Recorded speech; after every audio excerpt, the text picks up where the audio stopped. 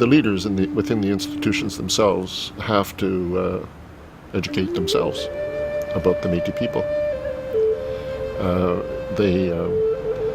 They need to develop materials that get into the school curriculum that reflect who the Métis people are and their communities, their way of life, what's important to them.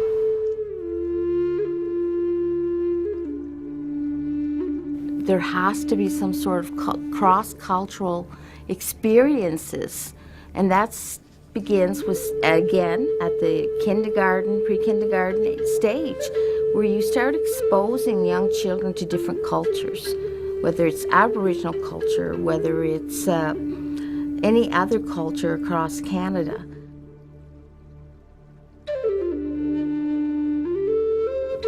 I think what most of our Aboriginal youth struggle with is social participation. They need to have a sense of belonging of a certain type of, like for instance, the resource center.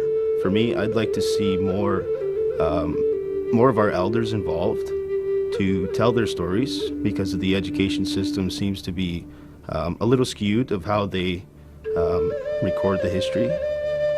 So I think the elder stories, I mean, I've heard many stories from different elders, some that you would never even thought of because you were taught differently.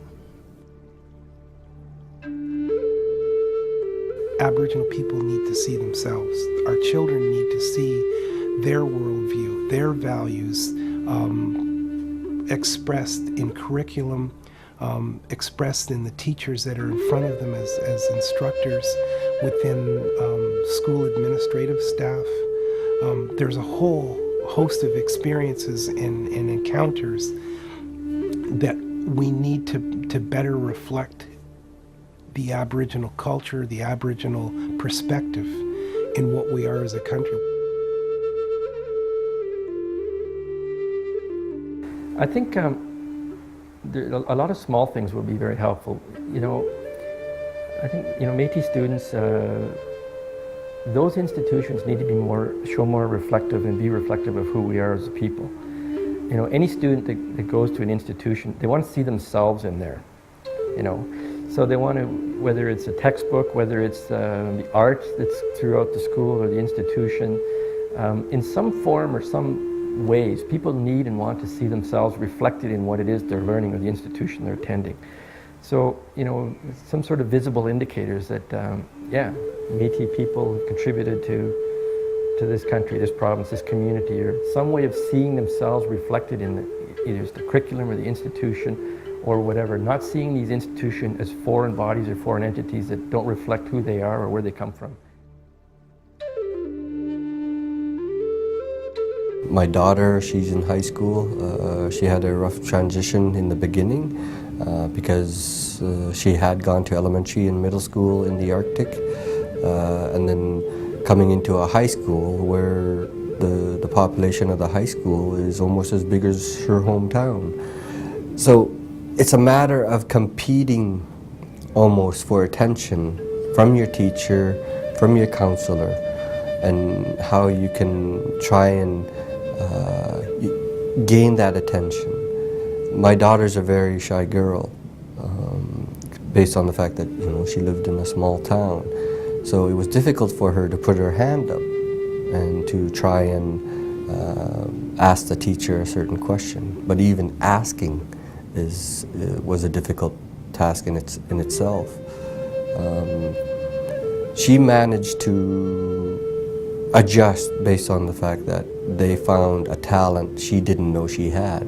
She now plays the tuba, and it's just something that if you feel this person is quiet or shy, a lot of people have the misconception that that's because this person is stuck up or has no interest, when really it's being afraid or nervous, and not to base your opinion on a student's silence, but to try and understand where that student's thinking is. There are multiple ways for schools to make Inuit children and families feel welcome. One of them, I think, is understanding the history between Inuit and the public school system. So understanding that history and understanding why there's a little bit of a reluctance from the side of parents or grandparents to become involved in schools. From a guidance counselor who had noticed from her own observation that there was an Inuit student that she cared for, to reach out to seek support for him. There's many resources available. It's a matter of making the connection to get those services to the students that need them. I think a school could incorporate more Aboriginal culture and invite the Aboriginal culture into the school systems, such as bringing in ceremonies and even teaching the children dances.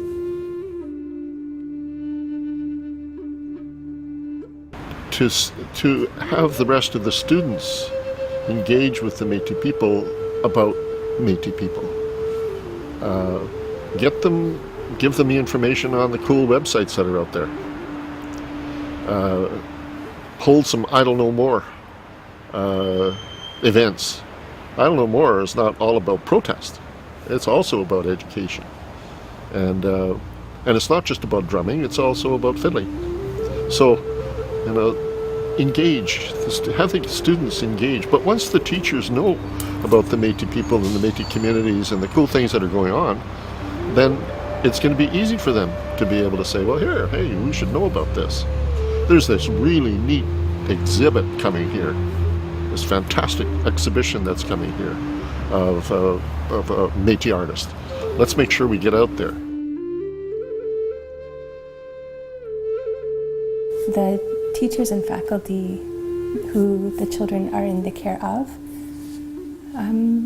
carry a large responsibility for caring for the children while they're carrying out the needs of the curriculum. So fostering caring, warm, kind relationships with students is of universal benefit, not of one culture or another. My son had a presentation on Aboriginals, and they were all interested. So, they were talking about, he was talking about his background and where he comes from, and that his parents are Aboriginal.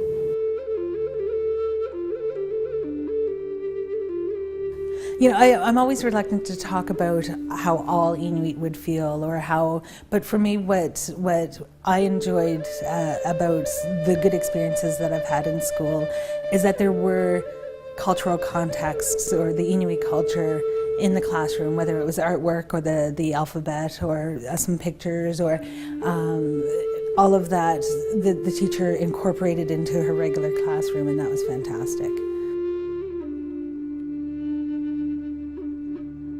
Now, I think that there should be, once you reach junior high or high school, I'm not sure if those are the correct terms nowadays. I hear there are some changes, but I believe that there should be, at least for a semester, history taught the proper way of the history of Canada's founding. Everybody believes that Canada was founded by two peoples, the French and the English. Well, no, it wasn't. Canada was never lost to begin with, so how can you find something that was never lost? They need to be taught about the sacred treaties and covenants between Aboriginal peoples and the Crown. Those covenants or treaties that we signed with the Crown were to allow us to live together in peace and friendship and to grow and to look after ourselves and to flourish. There wasn't much of the phase of transitioning from on reserve to off reserve. But the transitioning stage, I think it just needs to be prepared within that community so that people can be prepared for the workforce or any type of education initiatives. We actually just undertook a tour, an agency tour with the Ottawa Carleton District School Board and the Catholic School Board here in the city of Ottawa in the fall of 2013. And it provided teachers and educators and school board staff an opportunity to see our community through our eyes. It's important for us to work with those institutions to help them and do whatever we can do, because we have a shared goal. We want our children to be the best they can be, and we want them to be achieving at least at norm with the normal bell curve. And I actually am shooting higher, that I want our students to be doing better than the bell curve. In one of the negative experiences that I've had in the schools with my children is the teacher questioned whether or not my child was Inuit based upon how my child looked, and that was really frustrating for me. You know, if my child says they're Inuit, please accept that and want to learn from him, or from the family on what does that mean for him. So. Well, in my school, they had a resource center, Aboriginal Resource Center, and they were able to give any type of tutoring or anything like that. They also provided some cultural activities too, so that people can get back into their culture.